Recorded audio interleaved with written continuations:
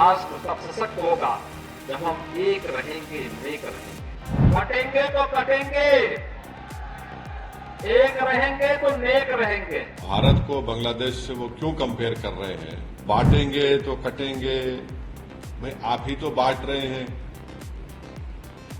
कौन बांट रहा है? आप ही तो बांट रहे हैं। बांग्लादेश में हिंदुओं पर अत्याचार को लेकर के उत्तर प्रदेश के मुख्यमंत्री योगी आदित्यनाथ का बड़ा बयान आया है। उन्होंने कहा है कि बटोगे तो कटोगे। सीएम योगी ने हिंदुस्तान में रह रहे हिंदुओं से कहा, क्योंकि हिंदुस्तान में जाति के नाम पर लोगों को बांटा जा रहा है। सीएम उसी का अंदेशा जताते हुए कहें कि जिस तरह बांग्लादेश में हिंदुओं पर अत्याचार हो रहा है, अगर आप बटोगे तो काट दिए जाओगे। सीएम योगी के इस बयान पर असदुद्दीन ओवैसी का भी पलटवार आया है और उन्होंने सीएम योगी और बीजेपी पर निशाना साधा है। ओवैसी ने कहा कि सीएम योगी का ये बयान बीजेपी के ऊपर निशाना है, क्योंकि उनको अपने कुर्सी का डर सता रहा है। सुनिए ओवैसी ने सीएम योगी पर क्या पलटवार किया, लेकिन उसके पहले आप सुनिए कि सीएम योगी ने कटोगे तो बटोगे लेकर क्या कहा था, फिर ओवैसी ने क्या पलटवार किया, उसे आप सुनिए।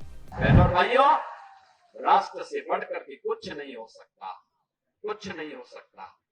और राष्ट्र तब सशक्त होगा जब हम एक रहेंगे, नेक रहेंगे, तभी नेक रहेंगे। बटेंगे तो कटेंगे।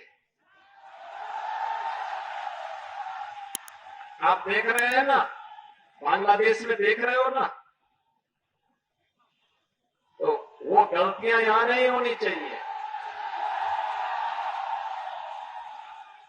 बटेंगे तो कटेंगे, एक रहेंगे तो नेक रहेंगे,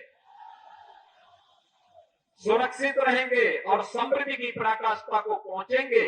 हमें विकसित भारत की संकल्पना को साकार करने के लिए कार्य करना है।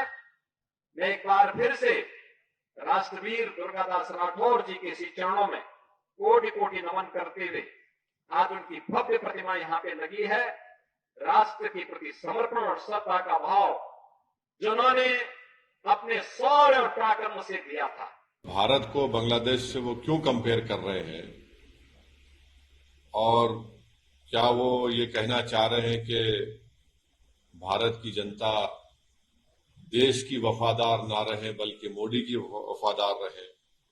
और अगर नहीं करेंगे तो जिस तरह शेख हसीना ने बांग्लादेश में मासूम लोगों पर गोलियां चलवाई, क्या वो गोलियां चलवाएंगे? अब वो बात करते हैं देश की यूनिटी के बारे में। तो यूनिटी देश की कब होगी? जब इंसाफ होगा। और खुद योगी ने उनके राज में कई फॉल्स एनकाउंटर्स हुए अल्पसंख्यक समाज मुसलमानों के। उनके राज में आज भी बुलडोजर के जरिए मुसलमानों के घरों को तोड़ दिया जाता है।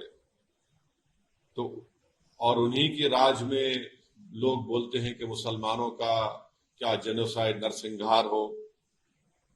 वो खुद हेट स्पीच देते हैं मुसलमानों के बारे में।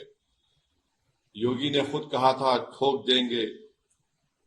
तो जब वो खुद इस तरह की बातें करते हैं और देश की अखंडता और यूनिटी की बात जब वो करते हैं, तो उनके मुंह से जब इतने सब अनाप शनाप बातें निकलती हैं, तो फिर वो तो कुछ और ही बात कर रहे हैं। तो बांटेंगे तो कटेंगे, भाई आप ही तो बांट रहे हैं।